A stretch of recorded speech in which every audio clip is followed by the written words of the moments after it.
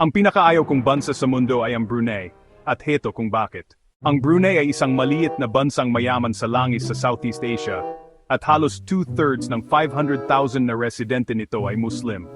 Ito ang pinaka-observant na Islamic nation sa rehiyon, pero syempre, hindi yan ang dahilan para ayawan ko sila.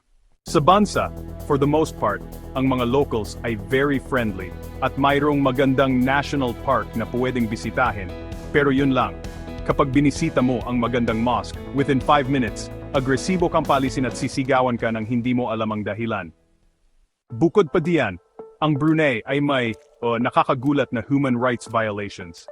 Isang batas doon ay pinapayagan ang pagbato hanggang mamatay sa mga gay people, at saka alam mo na, may korupsyon. Isa sa pinakamayamang tao sa mundo ay isang sultan na may net worth na $20 billion. Sa kabila ng yaman niya, ang karamihan sa mga mamamayan ng Brunei ay nabubuhay sa kahirapan. Sa tingin ko, safe sabihin na hindi ako babalik sa Brunei anytime soon. Salamat sa panonood, at kita-kita tayo sa susunod na video.